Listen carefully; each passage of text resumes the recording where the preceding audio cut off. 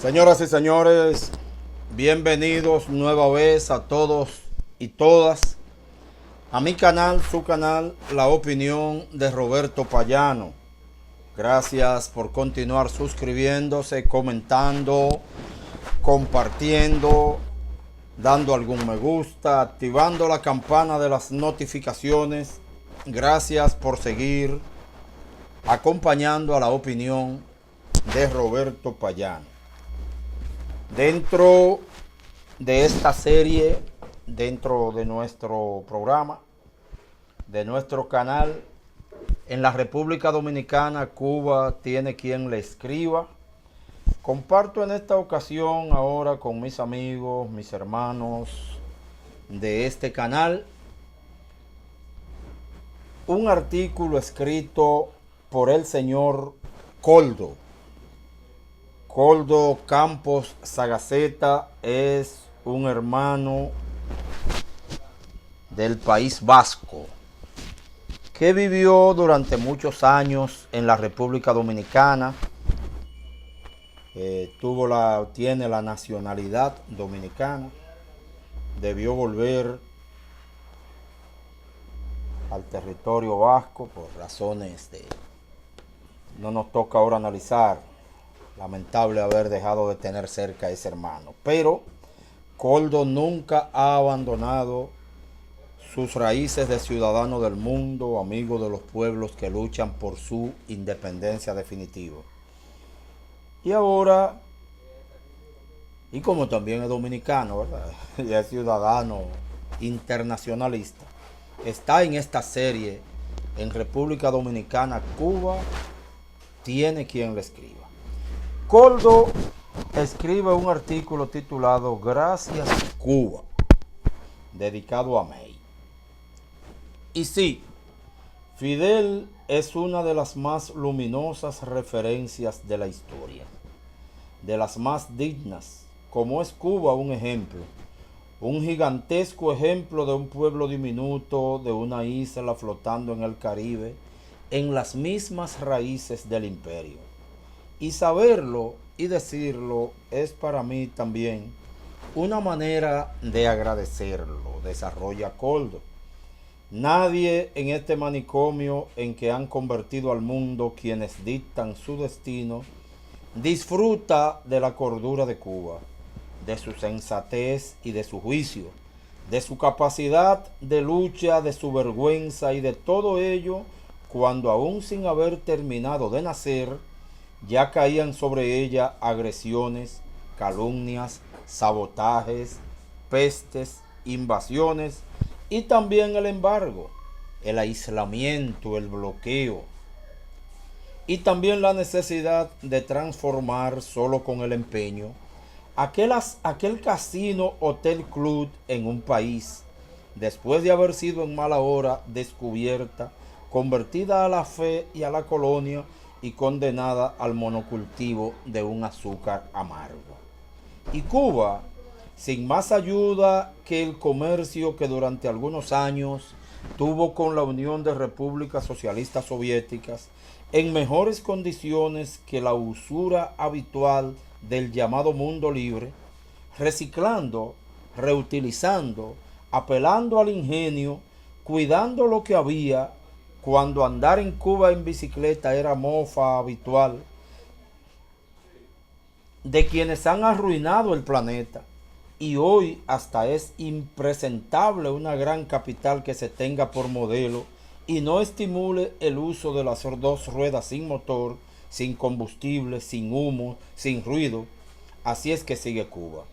Apenas ha pasado poco más de medio siglo sin que se desarmaran contra Cuba ni amenazas ni agresiones.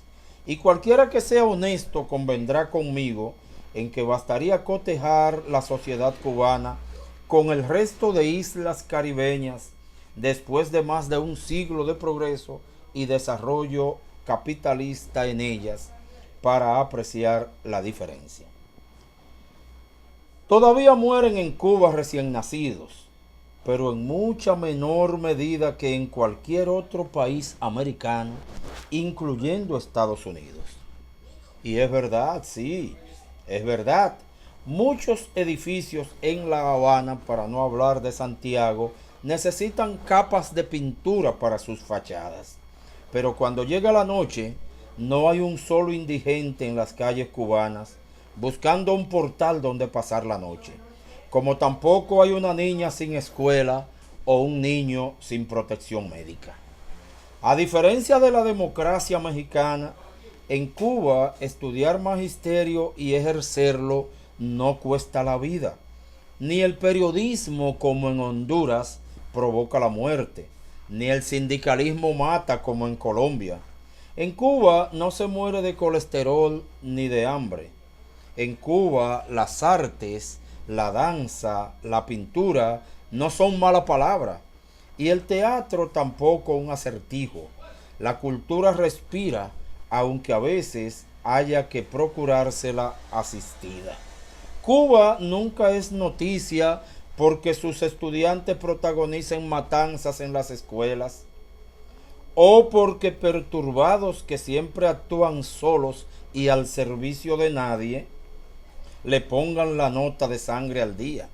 En Cuba no se tortura ni se practica ninguno de los tantos eufemismos y proporciones al uso en Europa y en los Estados Unidos, ni aparecen fosas comunes con cientos de cadáveres, ni sería concebible Guantánamo. Tampoco sus policías semejan fantasmas cubiertos de escafandras y armados de armas largas, de perros y caballos. Hasta me atrevería a asegurar que en Cuba la policía parece gente. Ni siquiera llevan pistola. Durante todos estos años en Cuba se ha ido minando, se sigue en ello la xenofobia, el racismo, el machismo, todas las ancestrales mentiras que nos impiden reconocernos como iguales.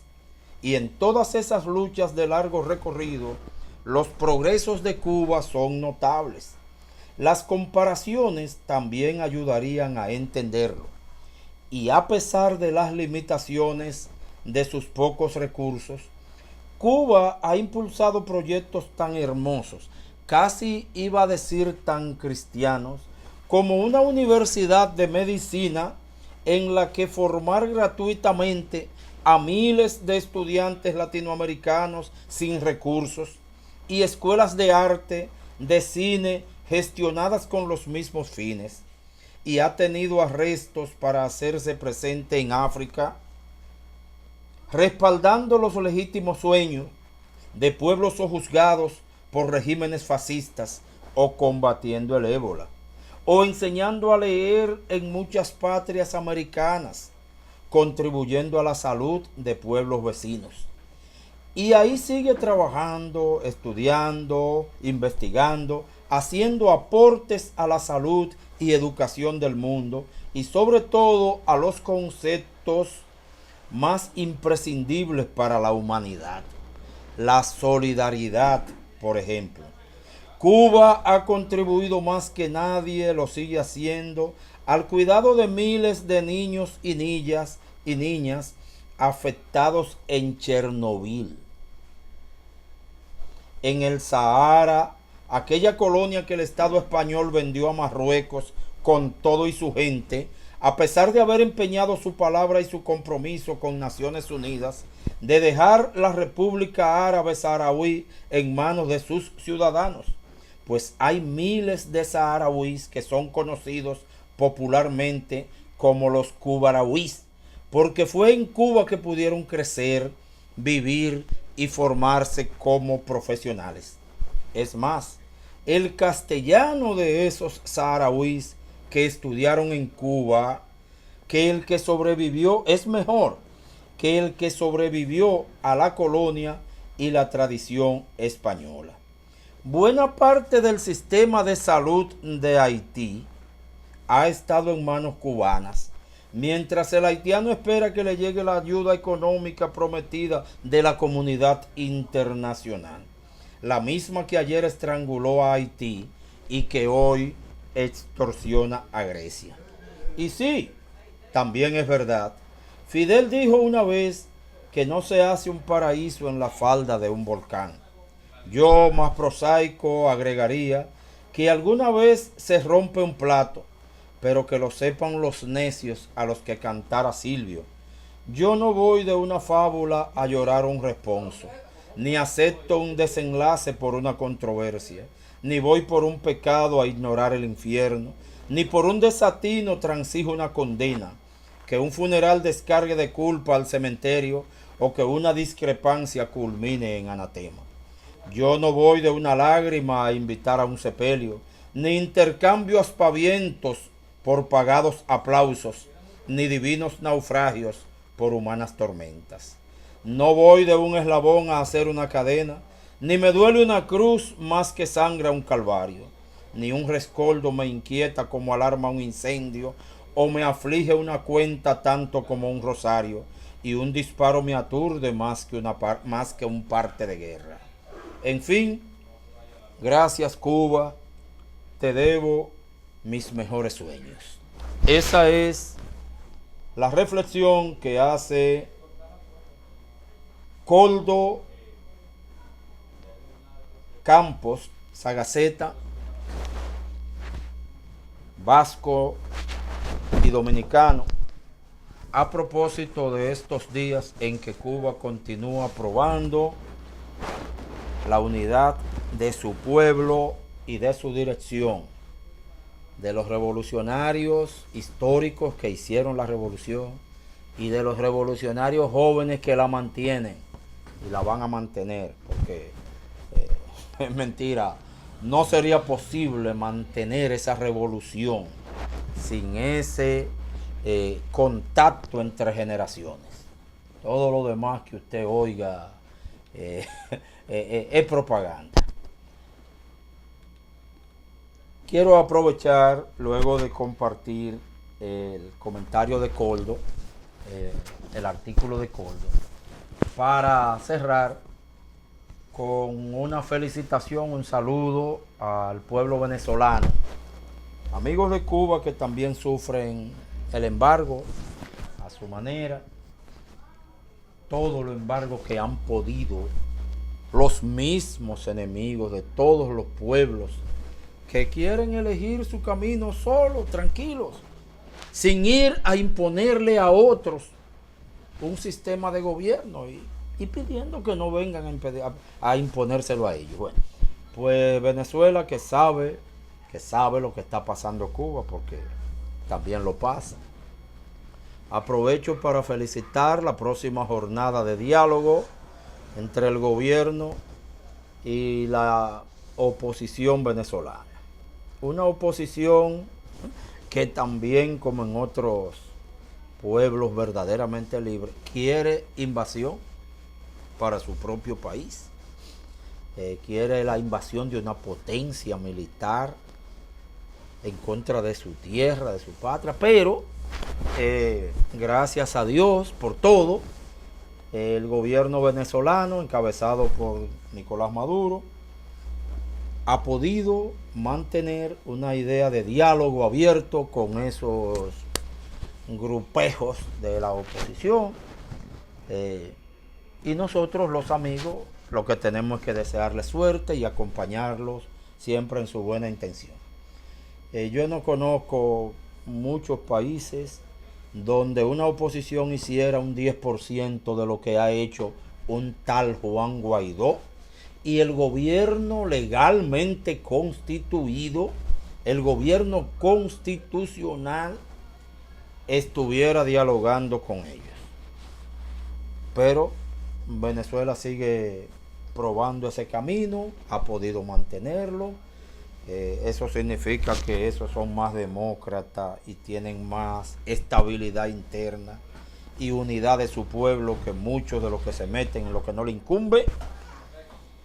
Gracias a México, que se ha prestado para que en su territorio sea esta próxima jornada de entendimiento entre los venezolanos de todas las corrientes, y confiamos en que en México no sucederá lo que sucedió en la República Dominicana, que ya casi con un acuerdo listo entre el gobierno y esa oposición venezolana, la mayoría de esos grupos opositores recibieron una llamada de Estados Unidos para que el mismo día de la firma del acuerdo no firmaran. Y el gobierno cede en ese momento, en aquella jornada de diálogo venezolano, la República Dominicana recibió también una orden para que empezara a boicotear esos acuerdos que se estaban celebrando aquí en la República Dominicana. En México empiezan con mucho esfuerzo, pero empiezan a soplar otros vientos. Que confiamos en Dios y la naturaleza, el pueblo mexicano sabrá mantener y continuar desarrollando por encima de quien sea. Y una de las novedades de su excelencia, el honorable, porque ese sí es honorable, presidente AMLO, es acoger el diálogo venezolano. Estamos seguros que Estados Unidos no llamará a López Obrador para decirle, no se atreve. Y si lo hace, no le dará resultado. Porque López Obrador fue puesto ahí por los venezolanos, por los mexicanos, perdón. Y solo le oye a los mexicanos. Y ojalá esa jornada los opositores venezolanos entiendan que si tienen la suerte de un gobierno que quiera conversar con ellos, la oposición, y otro gobierno hermano que los acoge en un territorio neutral para que se digan todo lo que tengan que decirse, eso hay que aprovecharlo y hay que avanzar. No van a avanzar volviendo a secuestrar a helicópteros y lanzándole granadas al Tribunal Electoral venezolano. Ya eso. No van a avanzar pensando que Estados Unidos los va a imponer. Tienen que ganar en Venezuela. Si no, ahí estará o Maduro o el que el Partido Socialista Unificado de Venezuela entienda. Mientras lo entienda.